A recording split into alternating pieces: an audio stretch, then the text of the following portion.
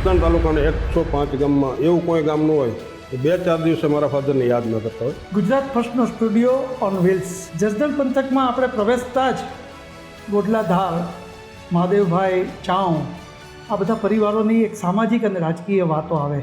આજે એ જ પરિવારના અશોકભાઈ ચાઉ સાથે આપણે મુલાકાત કરી. સેવાની સુવાસ, કાર્યોની સુવાસ, એમના જે રાજકીય સિદ્ધાંતોની સુવાસ.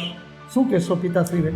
રાજકીયની શરૂઆત કરી સવારના 6 વાગ્યાથી 8 વાગ્યા સુધીમાં મારા ઘરે 100 થી 150 લોકોને મારા ફાધરની મુલાકાત માટે, કામ માટે આવીને સવારમાં 6 વાગ્યાથી હાજર થઈ જતા હતા માણસો. લગભગ સોમનાથ દાદાની કૃપાથી મારા ફાધરથી ન થયું હોય એવું ક્યારેય બન્યું નથી. પિતાશ્રીના દાદાના આ બધા વારસાને કહીને રાજકીય વારસો હજી સુધી ગામમાં અકબંધ રહ્યો છે. અને તેરા તુજકો અર્પણ, તમારી એક સેવા કાર્ય પણ બહુ સરસ થાય છે. જે મોદી સાહેબની છે બહેનો માટે આત્મનિર્ભર કરવા માટે, બરાબર છે, ભારત, એના માટે અમે અહીંયા બહેનોને સીવણ ક્લાસ અને ફ્રીમાં કોમ્પ્યુટર ક્લાસ. ઠીક, એટલે જે આપણે ત્યાં કામે આવતા હોય એના માટે આ વ્યવસ્થા. ના, એ અલગથી રાધેશ્યામ કોટેક્સની વાત જો કરીએ તો ઘણીવાર વિદેશનું પ્રતિનિધિ મંડળ પણ વેપાર રસ્તે આવે છે આપણે ત્યાં. જે જાપાનની કંપની એક આવી હતી, અમારા ગુજરાતના કપાસની, આ વિસ્તારના કપાસની ગુણવત્તાના હિસાબે તપાસ માટે આવ્યા હતા અને એને અમારું કોટનની ક્વોલિટી ગમી હતી. આપના વ્યવસાયિક કેટલા ભાઈઓ સાથે મળીને એક રાધેશ્યામ કોટેક્સ, પછી આત્મીય તેલ, એ શું છે આખું બધું આપનું? એક મારે આત્મીય સિંગતેલનું ઓઇલ મિલ છે ને રાધેશ્યામ કોટેક્સ જે અત્યારે આપણે અહીં બેઠા છીએ. જસદણનો વિકાસ થયો છે ખાસ કરીને ગ્રામ્ય વિસ્તારોમાં, એ આપની દ્રષ્ટિએ કેવો લાગે છે? ગુજરાત ફર્સ્ટનો સ્ટુડિયો ઓન વ્હીલ્સ રાજકોટ જિલ્લામાં પરિભ્રમણ કરી રહ્યું છે. ત્યારે આજે અમે પહોંચ્યા છીએ જસદણ પંથકમાં. જસદણ પંથકમાં આપણે પ્રવેશતા જ ગોડલા ધાર, મહાદેવભાઈ ચાઉ, આ બધા પરિવારોની એક સામાજિક અને રાજકીય વાતો આવે. આજે એ જ પરિવારના અશોકભાઈ ચાઉ સાથે આપણે મુલાકાત કરી. આજના અતિથિ છે આપણે અશોકભાઈ. અશોકભાઈ, ગુજરાત ફર્સ્ટમાં આપનું સ્વાગત છે. ધર્મેશભાઈ, આપનું ખૂબ ખૂબ સ્વાગત છે મારા આંગણે. જી, જસદણ પંથકમાં અમે પ્રવેશતા જ આપના પિતાશ્રી મહાદેવભાઈ ચાઉની રાજકીય અને સામાજિક કારકિર્દીની વાતો પણ અમને સાંભળવા મળી. મહત્ત્વની વાત એ છે કે પિતાશ્રીનું આ કારકિર્દી નાના ગામ ગોડલાધારથી શરૂ કરીને એક તાલુકા, જિલ્લા મથકે અને જેને કહી શકે રાજ્ય લેવલે પણ એક સુવાસ પ્રસરી છે. સેવાની સુવાસ, કાર્યોની સુવાસ, એમના જે રાજકીય સિદ્ધાંતોની સુવાસ. શું કહેશો પિતાશ્રી? મારા ફાધર મહાદેવભાઈ ચાઉ, મારા દાદા જ્યારે 1979માં ગોડલાધાર ગામના સરપંચ હતા, ત્યાર પછી મારા ફાધર ફોરેસ્ટમાં સર્વિસ કરતા હતા. ત્યાર પછી પોલીસ ખાતામાં પણ સર્વિસ કરેલી. પણ એ અનુસંધાને રાજકીયમાં એમનું આગમન થયું ને ઘણા વર્ષો કોંગ્રેસમાં રહ્યા. ત્યાર પછી કોંગ્રેસમાંથી રાજીનામું આપી ને મારા ફાધર રાજકીયમાંથી નિવૃત્તિ લીધી. પણ હરિપ્રસાદ સ્વામી સોખડા એમના કહેવાથી 1995 આસપાસ ભારતીય જનતા પાર્ટીમાં મોદી સાહેબ ભારતીય જનતા પાર્ટીની વિચારધારા સાથે જોડાય. ત્યાર પછી મારા ફાધર ભારતીય રાજકીયમાં આગળ આવ્યા. પિતાશ્રીના એ સેવા કાર્યો આપ જ્યારે નાનપણમાં પણ જોતા હશો ને આપનામાં પણ એ અત્યારે આવી રહ્યા છે, કારણ કે અનુગામી તરીકે જે સંસ્કાર છે એ પિતાશ્રીના, એ કાર્યો આપને યાદ હોય, ભલે આપ નાના હશો, એ કાંઈ યાદગીરી કરી? આજથી 80-85ની સાલમાં જ્યારે દુષ્કાળો પડતા હતા, 3 વર્ષ સુધી, 3 વર્ષમાં 1 વર્ષ સારું થાય ત્યારે ખૂબ રાહતના કામો ચાલતા હતા ને પાણીની ફૂલ અછત હતી. ત્યારે બહારથી પાણી મંગાવવું પડતું હતું અને ખેડૂતોને પીવા માટે તો શું, પશુઓને પીવા માટે પણ પાણી નહોતું મળતું અને રાહતના કામ ચાલુ કરવા પડતા હતા.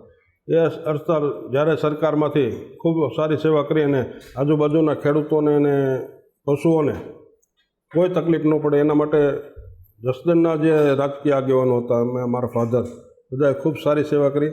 અને ત્યાર પછી 1995થી 90થી 95 અને 95થી 2000 સુધી મારા ફાધર તાલુકા પંચાયતના પ્રમુખ અને કારોબારી અધ્યક્ષ. જ્યારે ભાજપ સરકાર 2 વાર જસદણ તાલુકામાં તાલુકા પંચાયતની બોડી બની હતી, સરપંચથી સદસ્ય. તો પિતાશ્રીનું બધા સમાજને લઈને ચાલુ આપતો એક બ્રહ્મ સમાજ, રાજગોર બ્રહ્મ સમાજનો પરિવાર, પણ આ આખો પંથકમાં 18 વરણને લઈને ચાલ્યા હશે. ત્યારે આ પ્રગતિ થઈ હશે.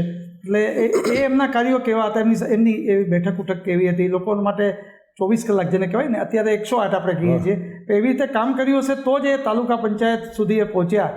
એ કાર્ય આપને યાદ હોય કે એમની જે મારા ફાધરના હું વખાણ કરું તો બહુ અતિશયોક્તિ લાગે.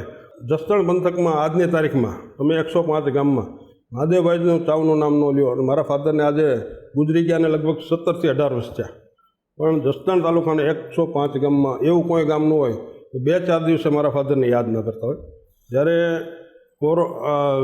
રાજકીયની શરૂઆત કરી, સવારના 6 વાગ્યાથી 8 વાગ્યા સુધીમાં મારા ઘરે 100 થી 150 લોકોની મારા ફાધરની મુલાકાત માટે, કામ માટે આવીને સવારમાં 6 વાગ્યાથી હાજર થઈ જતા હતા માણસો, અને મારા ફાધરની પૂજા 2-3 કલાક ચાલે ત્યાં સુધી બધા રાહ જોઈને બેઠા હતા.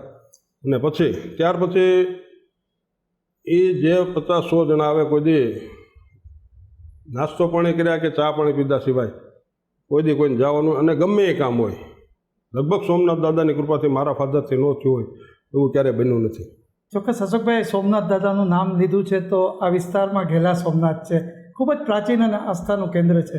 આપ અને આપનો પરિવાર એટલે પિતાથી સોમનાથને અતૂટ શ્રદ્ધા ધરાવો છો ને આપના તમામ કાર્યો ત્યાંથી જ શરૂ કરો છો. એ તીર્થસ્થાનને આપની રીતે આપની અનુભૂતિ કેવી છે ઘેલા સોમનાથ દાદાનું? મારા પરિવાર ઉપર દાદાનો એવો ઉપકાર છે કે અમારે જે કામ ધાર્યું હોય સોમનાથ દાદાએ આસ્થાથી પરિપૂર્ણ કર્યું છે, અને ક્યારેય અમને કોઈ જાતની ખામી આવવા દીધી નથી. જ્યારે મારા ફાધર તાલુકા પંચાયતના પ્રમુખ હતા ત્યારે અમારી પરિસ્થિતિ એવી હતી કે મારા ફાધર વ્યાજવા પૈસા લાવીને સેવા કરતા હતા. ત્યારે ખેતીવાડી સિવાય અમારી પાસે કોઈ સાધન નહોતું, ને મારા ફાધરને કોઈ પણ નાનો માણસ આવ્યો હોય કોઈ પણ પરિસ્થિતિમાં, મારા મોટા ભાઈ, મારા અત્યારે પિતા સમાન છે મોટા ભાઈ, એવું સ્ટ્રગલ કરી અને મારા ફાધરને કોઈ પણ કાળે ગમે નાનો વ્યક્તિ આવ્યો હોય, કોઈ પણ જરૂરિયાત હોય, હોસ્પિટલની હોય, સામાજિક જરૂરિયાત હોય કે પ્રસંગોની જરૂરિયાત હોય, ત્યારે આવી પૈસાની કોઈ અમારી પાસે ઇન્કમ નહોતી. પણ મોટા ભાઈને એના મિત્રોમાંથી આડાવડા કરીને જે બને એટલે યથાશક્તિ બધાને મહેનત કરી છે. અને ત્યાર પછી મારા ફાધરને તાલુકા પંચાયત પ્રમુખ તરીકે શિવરાજપુર સીટમાંથી લગભગ 5 વાર ચૂંટાણા. ને ત્યારે અન્ય સમાજનો અમે ઉપકાર ભૂલી ન શકીએ. કોળી સમાજ, પટેલ સમાજ, રબારી ભરવાડ સમાજ, એના પ્રતાપે મારા ફાધરને, અમે 4 ભાઈઓ છીએ, 10 ચોપડી ભણેલા છીએ, અમારી પાસે કોઈ આવકનું સાધન નહોતું. પણ મારા પિતાજીએ જે સેવા કરી સોમનાથ દાદાના આશીર્વાદથી ત્યારે આપણે બહુ સારી પરિસ્થિતિમાં છીએ. અને દાદાની કૃપા, મારા ફાધરને જ્યાં ગરીબોના કામ કર્યા એમના આશીર્વાદથી અત્યારે, ત્યાર પછી હું પણ રાજકીયમાં, ફાધર ગુજરી ગયા પછી અમે કોઈ રાજકીયમાં, કારણ કે એવી પરિસ્થિતિ નહોતી કે રાજકીય ક્ષેત્રમાં જઈ અમે કામ કરી શકીએ. એટલે એ પણ આપણે દાદાનો એક ચમત્કાર ગણો, પારિવારિક સંસ્કારમાંથી એન્ટ્રી રાજકારણમાં આવી. અને રાજકારણમાં ત્યારે અમારી પરિસ્થિતિ એવી હતી ને ભાઈ, મારા ફાધર વ્યાજવા લાવીને સેવા કરતા હતા. પણ હવે અમારી પાસે તો પછી યાર્ડમાં એક બિઝનેસ કર્યો, ધીરે ધીરે યાર્ડમાં કમિશન એજન્ટનું કામ ચાલુ કર્યું. એ ખેડૂતો કપાસને એવું કમિશન લઈને આવે અને કમિશનથી વેચીને અમારું ગુજરાન ચલાવતા હતા. પછી પૈસા તો હતા નહીં, પણ બાપાએ જે સેવા કરી હતી ગરીબ માણસોની, અને એનો ઉપકાર અમે કોઈ કાળે ભૂલી શક્યા નથી. જ્યારે એક માલ લઈને આવે યાર્ડમાં, અમારી પાસે તો એ પૈસાની કોઈ સગવડતા નથી, ત્યારે ક્યાંય એવું પૈસાનો સ્કોપ નહોતો, બેન્કિંગનો, તેવું આથી 2000ની આસપાસ. એ ખેડૂત મારા ફાધરને એટલી સેવા કરી હતી અને અતૂટ વિશ્વાસ એની ઉપર. મને ખેડૂત કપાસ લઈને આવ્યો હોય, ક્યારેક 50,000નો થયો હોય, તો આપણી પરિસ્થિતિ ક્યારેક પૈસા ચૂકવવાની ન હોય, તો ખેડૂત 2-5 હજાર રૂપિયા લઈને 50,000 રૂપિયા, જેના પરિસ્થિતિ પ્રમાણે એ ખેડૂત એમને પૈસા મૂકી જતા અને પછી એને જરૂર હોય ત્યારે લઈ જતા. આ રીતે અમે પરિસ્થિતિમાંથી પસાર થયા છે. આપે જે વાત કરી પિતાના પગલે રાજકીય અને સામાજિક વારસો આપને મળ્યો છે. આપનું રાજકીય પ્રદાન કયા વર્ષથી થયું અને ભાજપ સાથે આપ જોડાયા અને કંઈક સારો હોદ્દો પણ મળ્યો છે જસદણ પંથકમાં, પણ સાથે સાથે સેવા પણ કરી છે, એનો ઉલ્લેખ પણ આપના મુખેથી? 27/10/2007 મારા ફાધરનું જ્યારે ગુજરી ગયા. ત્યાર પછી અમે રાજકીય રીતે કોઈ ભાજપમાં હતા. મોટાભાઈ તાલુકા પંચાયતના જસદણ શહેરમાં ઉપપ્રમુખ તરીકે 5 વર્ષ સેવા આપી. પછી મારાથી મોટાભાઈ ઘનશ્યામભાઈ છે, એ પણ રાજકીયમાં મહામંત્રી તરીકે સેવા આપી ભારતીય જનતા પાર્ટીનો વ્યાપ વધારવામાં. ત્યાર પછી અમે રાજકીય રીતે થોડાક, કારણ કે બિઝનેસમાં સેટ થવા માટે રાજકીયમાં રહી તો અમે નાના ભાઈઓ, મોટા ભાઈ એક વહીવટ કરતા હતા. પછી રાજકારણમાં રહી તો ધંધો ન થાય, ધંધો રહી તો રાજકારણ ન થાય. એટલે પરિસ્થિતિ ઘરની એવી થઈ જાય એટલે અમે રાજકીય ક્ષેત્રે હાવ નિવૃત્તિ લઈ લીધી હતી. મને પક્ષ સાથે જ્યારે કામ હોય ત્યારે અમે અડધી રાતે જતા હતા. અને પછી 2017માં જ્યારે તાલુકા પંચાયતની ચૂંટણી આવી ત્યારે મારા ફાધર ગુજરી ગયા પછી તો અવારનવાર લોકો સેવા, મારા ફાધર કામ કરતા હતા એટલે મોટાભાઈ પાસે ને અમારી પાસે આવતા હતા કે ભાઈ મહાદેવભાઈને ઘરે જઈએ એટલે આપણું કામ અટકે નહીં, એમ કોઈ પણ રીતનું હોય એમ. અને એ સોમનાથની અમારી કૃપા કે લગભગ અમારા હાથેથી કોઈ ખાલી હાથે પાછું નથી ગયું. એ અમારે સોમનાથ દાદાની કૃપા છે ને માતાજીની, કે એમાં આપણો કોઈ રોલ નથી. અને દાદાની કૃપાથી કોઈ કામ ન બન્યું એવું નથી બન્યું. અને કોઈ નિરાશ થઈને અમારા ઘરે જ નથી ગયું. 2017માં જ્યારે તાલુકા પંચાયતની ચૂંટણી આવી, તાલુકા પંચાયતની ચૂંટણીમાં 3 ગામ કે 4 ગામ એ રીતે હોય. પછી એમાં વારો હોય કે ભાઈ આ વખતે તાલુકા પંચાયતમાં ભાઈ આ ગામે સભ્ય હતા કે હવે તમારો વારો છે. પછી ગામ લોકોની એવી ભાવના છે કે ભાઈ તમે બધી રીતે કાર્યક્રમ કામમાં આવો છો તો તમે તાલુકા પંચાયતમાં આવો, એમ આપણા ગામનો વારો છે. મેં ભાઈ અમને રાજકીયમાં રહી દો, તમારે કામ હોય ત્યારે અડધી રાતે અમને કહેવાનું. કારણ કે રાજકીયમાં રહી તો અમારે ધંધો ના કરી શકીએ. કારણ કે તમે પક્ષમાં હોદ્દો લ્યો છો પછી પબ્લિકને અન્યાય થાય એવું આપણાથી થાય નહીં. કારણ કે પછી એનો ફૂલ ટાઈમ દેવો પડે. ત્યારે એ અનુસંધાનમાં અમે ગામડેથી કપાસ લઈને આજુબાજુની કપાસની ફેક્ટરીઓમાં વાંકાનેર છે, રાજકોટ છે, કુવાડવા છે, કાચા કપાસનો વેપાર કરતા હતા યાર્ડમાંથી લઈને. એટલે પછી બધાનો એવો ભાવ હતો કે ભાઈ તમે આવો એમ. મોટા ભાઈને કે એટલે મોટા ભાઈ તો પછી કે ભાઈ મારાથી શક્ય નથી પણ નાના ભાઈને તમે રાજકીય ક્ષેત્રમાં લઈ જાઓ. પછી એ અનુસંધાનમાં ટિકિટ આપવાની વાત આવી. હવે અમારો સમાજ ટૂંકો એટલે રાજકીય ક્ષેત્રમાં ટિકિટ મળી નહીં. અમારા ગામનો વારો હતો એટલે ગામના કે આપણો વારોને ટિકિટ ન આપે ત્યારે સમાજ ઉપર વાત ગઈ. અમારા ગામના કે ભાઈ ટિકિટ તો તમે અમારો વારો છે, અમે ગમે ને કહીએ તમારે ટિકિટ અમને આપવી પડે. એ અનુસંધાનમાં ટિકિટનો કંઈ વારો ન આવ્યો. પછી ગામ લોકો કે એ તો ભેગું જ ન થાય. પછી પરાયણે મને અપક્ષમાં ફોર્મ ભરાયું 3 ગામમાં. મેં ભાઈ અપક્ષ આપણે ચૂંટણી લડાઈ નહીં, જીતીએ નહીં, છતાં 3 ગામના ભેગા થઈને અમારા પરિવાર ઉપર એટલી ભાવના હતી બધાની. મને અપક્ષમાં ચૂંટણી લડાવી તાલુકા પંચાયતની 2017માં. ને મારા તો 3 ગામમાં 10 મત ખાલી, 4 મત અમારા પરિવારના, 5 મત ગોટલાધારમાં, 4-5 મત કાળાસરમાં. પછી ગામ લોકો કે ના તમારું કામ વ્યવસ્થિત છે બાપ દાદાના નામ ઉપર. પછી અપક્ષમાં ફોર્મ ભર્યું પણ ત્યારે હું ખાલી 11માં થાટું રહી ગયો. પણ ગામ લોકોએ તમને જે કીધું એ બહુ મોટી વાત કહેવાય કે આપણા ગામનો વારો છે ને. તમે કોળી સમાજની વસ્તી છતાં બધાને ભાવ એવો હતો. પટેલ સમાજની આજુબાજુમાં સમાજની એ બધા સમાજની મારા ફાધરે જે કામ કરેલા ને એના પારિવારિક સંબંધના હિસાબે આજ પણ મારે એવા આજુબાજુમાં 5000 ઘર છે જેને મારી પારિવારિક સંબંધ છે. અને એ સમાજનો તો અમે એટલા ઋણીએ છીએ. કોળી સમાજ, પટેલ સમાજ, ભરવાડ સમાજ, રબારી સમાજ, અન્ય સમાજ અમારી સાથે એટલો જોડાયેલો છે. ત્યાર પછી એમાં થોડુંક ટૂંકું પડી ગયું એટલે ગામ લોકો કે તમારા દાદા સરપંચમાં હતા, હવે તમને સરપંચમાં બેહાડે.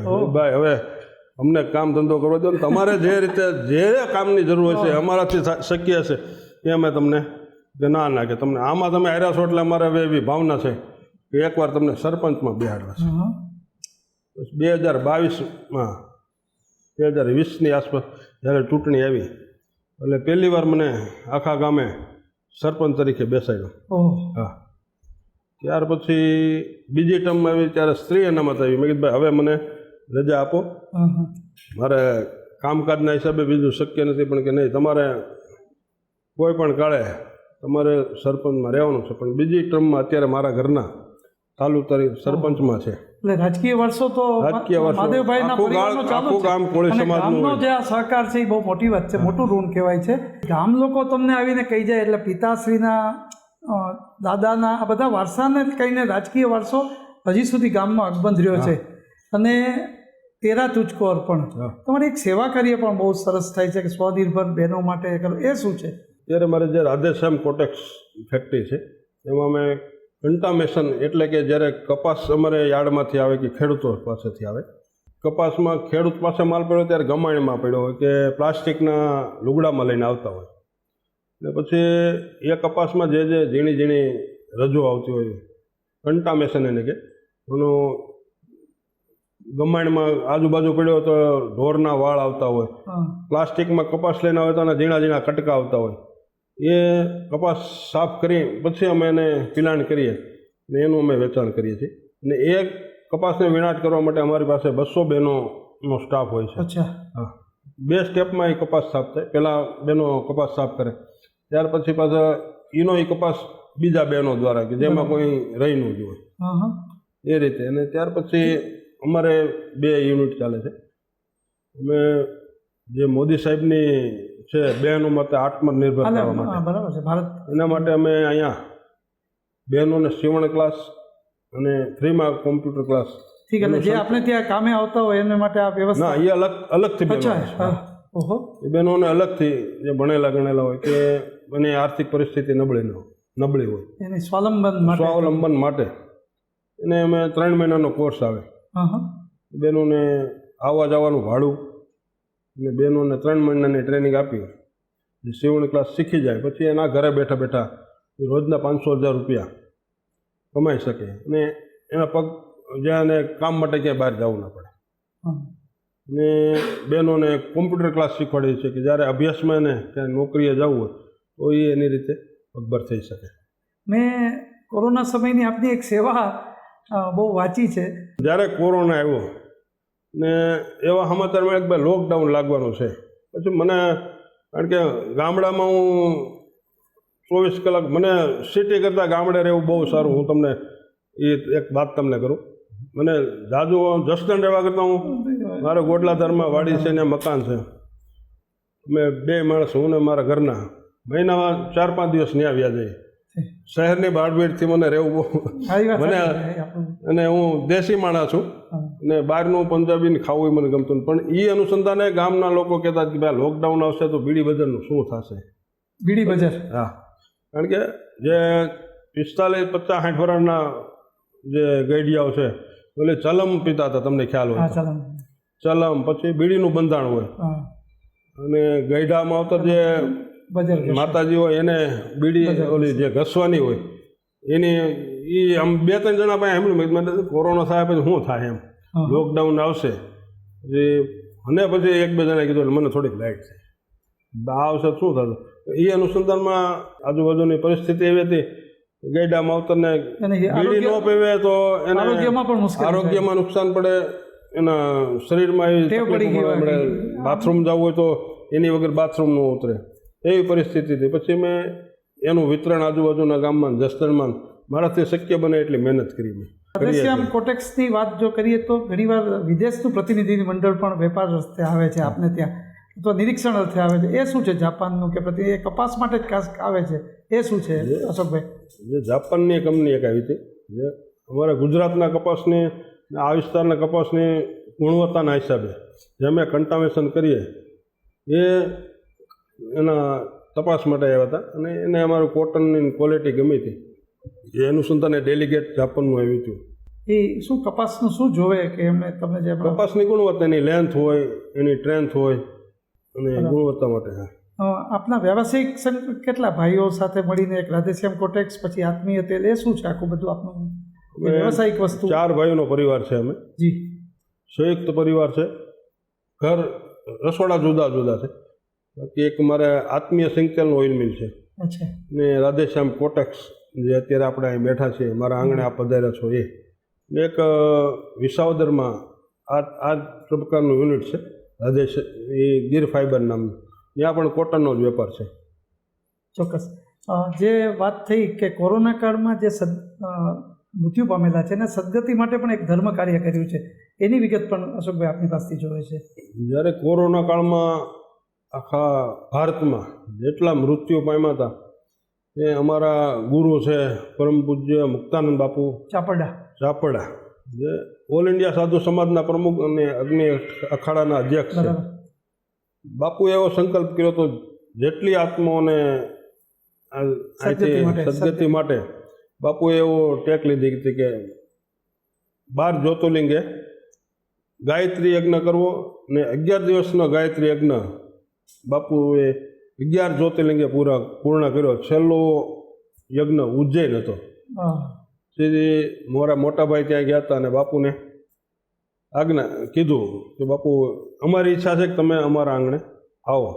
બાપુ કોઈના ઘરે તો જાય નહીં એટલે મોટાભાઈ કે ઘેલા સોમનાથ દાદા 12 જ્યોતિર્લિંગ છે ને મારી વાડીથી દાદાનું સાનિધ્ય 2 કિલોમીટર છે.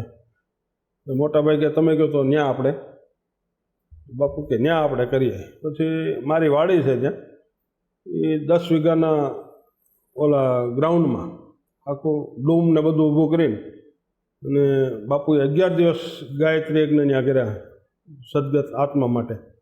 ત્યારે મુક્તાનંદ બાપુ 11 દિવસ ત્યાં અખંડ હાજર રહ્યા. ત્યાર પછી ત્યાં રમેશભાઈ ઓઝા, સત્તાધારના મોહન શ્રી વિજય બાપુ, શેરનાથ બાપુ, અનેક સાધુ સંતો અમારા ગામના આંગણે અમારી ધરતીને પાવન કરવા આવ્યા અને 11 દિવસનો જે અમને લાભ મળ્યો. ત્યારે 11 દિવસ ત્રણેય ટાઈમ અખંડ રસોડું ચાલુ હતું ને ઓછામાં ઓછા 35 થી 40 હજાર લોકોએ પ્રસાદ લીધો. અમે એ બાબત ધન્યતા અનુભવી છે કે અમારા આંગણે એટલા સંતો આવ્યા. અશોકભાઈ, જીવન છે, ઘણા કાર્યો ચાલતા હોય, જીવનમાં એક એવું બન્યું હશે કે જે તે દિવસનું દુઃખ હજુ ભૂલાયું ન હોય અને એક સારું કાર્ય પણ હશે કે જે આનંદ થયો હશે કે આ સોમનાથની કૃપા. આ બે પ્રસંગો મારે આપની પાસેથી સાંભળવા કે એક દુઃખ વ્યથિત કે હજી આમ ભૂલાતું નથી એ દુઃખ, અને બીજું સારો પ્રસંગ કે જે સોમનાથની દુઃખ એ બાબતનું છે કે જે મારા ફાધરનો અમારા ઉપરથી સાયો એણે જે કાર્યો કર્યા છે એ તો અમારાથી શક્ય જ નથી ને એ અમે જ્યાં પહોંચ્યા છીએ જે આ બધા સમાજના હિસાબે અમારા ફાધરને તાલુકા પંચાયતના પ્રમુખ બનાવ્યા ને જે એને સેવા કરી એનું લાભ અમને મળે છે. બાપાનો સાહેબ ગયો અમને અત્યારે બહુ દુઃખ છે, પણ એના પગલે અમે હાલીને અમારાથી બનતી અત્યારે નાના માણસોની સેવા કરીએ છીએ. જસદણ પહેલાં વાહન વ્યવહારની દ્રષ્ટિએ આમાં અંતરિયાળ ને પછાત વિસ્તાર જેવું ગણાતા અમુક ગામો, પણ ગુજરાતમાં તો 30 વર્ષથી ભાજપનું શાસન છે. જસદણનો વિકાસ થયો છે ખાસ કરીને ગ્રામ્ય વિસ્તારોમાં, એ આપની દ્રષ્ટિએ કેવો લાગે છે અને સરકારે કામ કર્યું છે કે કેમ? તો વાસ્તવિકતા સાથે આપ ગામડાથી શહેર સાથે ટચ કરેલા વ્યક્તિ છો, શું કહેશો? પહેલાંના વર્ષોમાં અમારે અહીં કહેવાતું હતું ખડ પાણીને ખાખડા પાણાનો નહીં પાર, વગળ દીવે વારું કરે એ દેવકો ભણ પંચાળ. અમારે પહેલાં અહીંયા જે આ અમારો વિકાસ છે એ ઊંધી રકાબી જેવો છે, જ્યાં અહીંયા પાણીની ખૂબ તકલીફ હોય. અને આજથી 20-25 વર્ષ પહેલાં જ્યારે મોદી સાહેબ મુખ્યમંત્રી તરીકે આવ્યા બધાની એક જ માંગણી કે સાહેબ વાળું ટાણે અમને ખાલી અડધી કલાક લાઇટ આપો. પણ એ ત્યાર પછી જે મોદી સાહેબે એ કામ ઉપાડ્યું, અત્યારે 24 કલાક લાઇટ અને ખેડતી માટે 8-10 કલાક લાઇટ આવે છે. ને પાણીનો પ્રશ્ન હતો જે સિંચાઈ યોજના ભાજપ સરકાર દ્વારા સૌની યોજના અત્યારે ઘરે ઘરે લગભગ એક તળાવમાં આજુબાજુના ગુજરાતના સરકાર મિનિસ્ટર શ્રી દ્વારા અથાગ પ્રયત્નો કરી ને લગભગ ઘણા ખરા તળાવમાં પાણી આવી ગયું છે.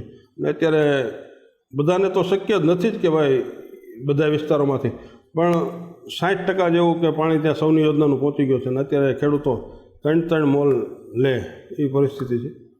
ને હજી કામ ચાલુ છે બધે, શક્ય હોય ત્યાં સુધી લગભગ બધે ખેતીનું પાણી પહોંચી જાય એટલે અમારો ખેડૂત રાજી રહે તો બીજું અમારે શું જોઈએ. અશોકભાઈ, તમે જ હમણાં થોડી વાર પહેલાં વાત કરી કે મને શહેર કરતાં મારું વતન અને ગામડું ગમે છે. અત્યારે મોટાભાગના અમે સ્ટુડિયો એન્ડ વેલ્સ લઈને દરેક જિલ્લાઓમાં જઈએ છીએ તો ગામડા ભાંગતા જાય એવું લાગે છે. ખાસ કરીને યુવા વર્ગ છે એ ગામડાથી શહેર તરફ જાય જ પછી ગામડે પોતાના પરિવારને મળવા પણ આવવાનું બહુ ઓછું કરતો, ગામડે નથી જવું, આવો એક છે. આપ એ યુવાનોને શું સંદેશો આપશો? અને યુવાનોએ રાજકારણમાં આવવું જોઈએ કે નહીં, પછી બધા કોઈ પણ સમાજનો હોય, આ અંગે આપનું મંતવ્ય શું? હમણાં ભાગતા જાય છે એનું કારણ છે બે છે. એક તો ગામડાનો આધાર આખો ખેતી ઉપર હોય છે. હવે ખેતીમાં જ્યારે આવક સીમિત હોય, હવે ઘરમાં 5 પરિવારના 5 સભ્યો હોય, ખેતી ટૂંકી હોય અને કુદરતનો માર ક્યારેક એવો પડે, વર્ષે 1.5-2 લાખની આવક થતી હોય ને અતિવૃષ્ટિ આવી ગઈ હોય કે અનાવૃષ્ટિ, ખેડૂતને આખું વર્ષની મહેનત વહી જાય, પછી ખેડૂતને બહાર કમાવા જવા સિવાય કોઈ ઉદ્ધાર નથી. પણ હવે અમે પણ એક જે રાજ્યપાલ શ્રી આપણા ગુજરાત સરકારના પ્રાકૃતિક ખેતી બાબત જે વળ્યા છે અને જે આ કેન્સરનો વ્યાપ વધતો જાય છે, મેં પણ પ્રાકૃતિક ખેતીનું ખેડૂતોને, મારી પાસે 5000 ખેડૂતોનું સંગઠન છે, એને મેં પ્રાકૃતિક ખેતી માટે કઈ રીતે કરવી એની તાલીમ એનું તાલીમ માટે અમે આયોજન કરી રહ્યા છીએ. ને ખેડૂત પ્રાકૃતિક ખેતી બાજુ વળે તો આપણે જે બધી સમસ્યાઓનું થોડું ઘણું નિરાકરણ આવી શકે. ને ભણેલ ગણેલ જે યુવાનો છે, હું તો એને કહું ભાઈ તમે રાજકીય ક્ષેત્રમાં આવો, તમારો સમાજનો ઉદ્ધાર કરવો છે, તમે રાજકીય ક્ષેત્રમાં આવી નહીં કરી શકો. તમારે જેવા ભણેલા ગણેલ યુવાનો હોય તો આપણા સમાજને, આપણે રાજકીય ક્ષેત્રમાંથી સરકારની વિવિધ યોજનાઓ આવતી હોય તો તમે લોકો સુધી પહોંચાડી શકો, એની યોજનાઓનો લાભ લઈ શકે ખેડૂતો. એવું હું આશા રાખું છું કે ખેડૂતોના દીકરા જે ભણેલ ગણેલ છે એ રાજકીય ક્ષેત્રમાં થોડાક આગળ આવે. અને વર્ષે એકવાર કુટુંબ મેળો થાય તો પણ આવે તો એક પારિવારિક ભાવના ને ગામડું જીવંત થાય. હવે જે લોકો બહાર રહે છે, અમુક સુરત રહેવા ગયા, આ સુરત કારણ કે આવકની ખેતીમાં આવકનું એટલે પૈસા કમાવા માટે બહાર ગયા વગર અત્યારે કોઈ સાધન નથી, પણ એ વર્ષે 2-3 વાર આવે એવી ભાવના હોય કે ભાઈ પરિવાર સાથે રહે, એ ખુશીની વાત છે. આભાર અશોકભાઈ.